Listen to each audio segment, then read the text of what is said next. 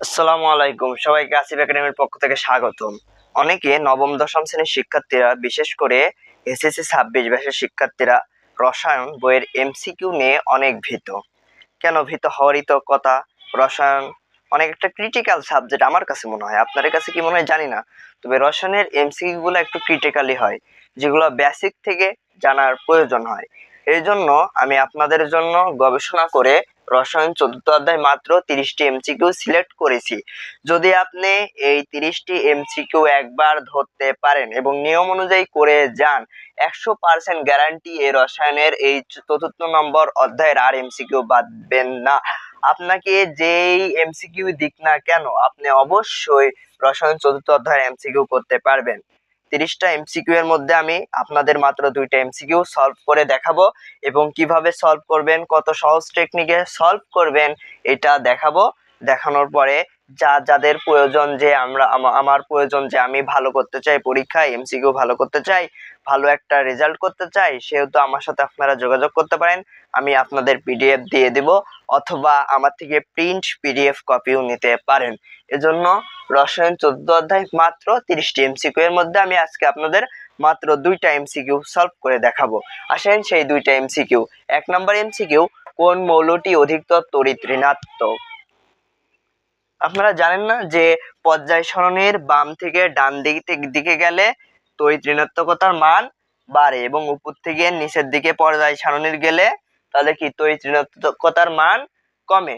অতএব দেখেন পর্যায় সারণীর প্রথমে কোন কোন মৌলের অবস্থান আছে, এখানে আছে নাইট্রোজেন, অক্সিজেন, ফ্লোরিন, ক্লোরিন। আচ্ছা, নাইট্রোজেন প্রথমে আছে, তারপরে অক্সিজেন, তারপরে ফ্লোরিন এবং ফ্লোরিনের নিচে আছে ক্লোরিন। আচ্ছা দেখেন তো, পর্যায় সারণীর বাম থেকে ডান দিকে গেলে কি তড়িৎ ঋণাত্মকতার মান বাড়ে অর্থাৎ অধিক হয়। তাহলে পর্যায় সারণীর বাম থেকে ডান দিকে গেলে বামের মৌলটা কি আছে? ফ্লোরিন।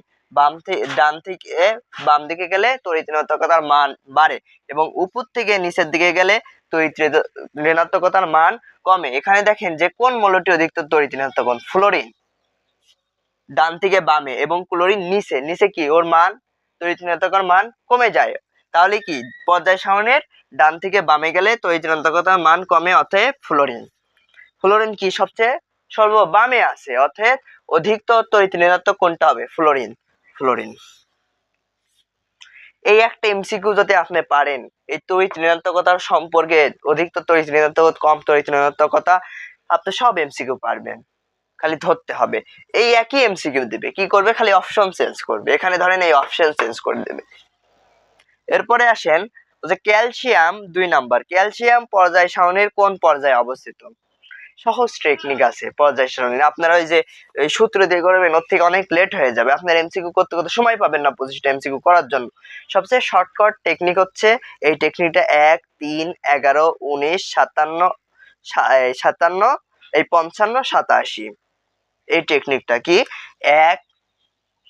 কি টেকনিক? পর্যায় সারণীর যে পর্যায় নির্ণয় করার টেকনিক হচ্ছে 1, 3,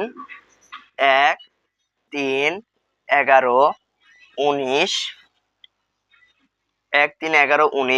37, 55, 87। এই 7টা যদি আপনারা মনে রাখতে পারেন, 1, 3, 11, 19, 37, 55, 87, এই 7টা যদি আপনারা মনে রাখতে পারেন, যে কোনো পর্যায় নির্ণয় করতে পারবেন। আচ্ছা বলেন তো ক্যালসিয়ামের কত? ক্যালসিয়াম হচ্ছে 20, ক্যালসিয়াম 20। আচ্ছা দেখেন যে 1, 3, 11, 19, 37, 55, 87। আচ্ছা যে 20 কোন জায়গায় আছে? 19 এর পরেই তো 20। তাহলে এটা হচ্ছে প্রথম পর্যায়, এটা দ্বিতীয় পর্যায়, তৃতীয় পর্যায়, এটা হচ্ছে চতুর্থ পর্যায়, পঞ্চম পর্যায়, ষষ্ঠ পর্যায়, সপ্তম পর্যায়। এভাবে কেমন?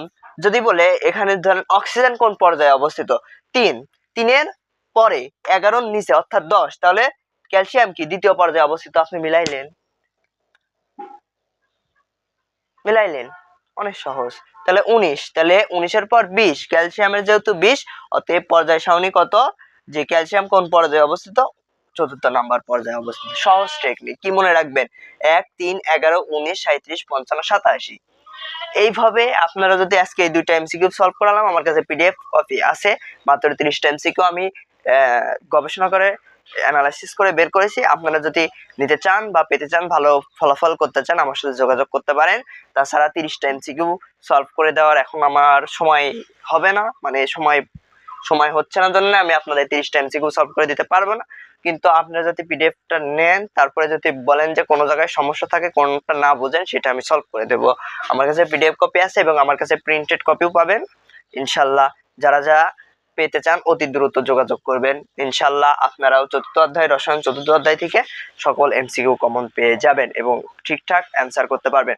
এইভাবে আমি প্রত্যেকটা সাবজেক্টের 30টা, 35টা, 25টা, 20টা এমন এমসিকিউ আমি গবেষণা করে বের করব এবং আপনাদের জন্য রাখবো, পিডিএফ বানাবো ইনশাল্লাহ। যারা যারা পেতে চান এরকম ক্লাসগুলোকে, তাহলে আপনারা এই চ্যানেলটা সাবস্ক্রাইব করে দেন। আসিফ একাডেমির পক্ষে থাকবেন ইনশাল্লাহ।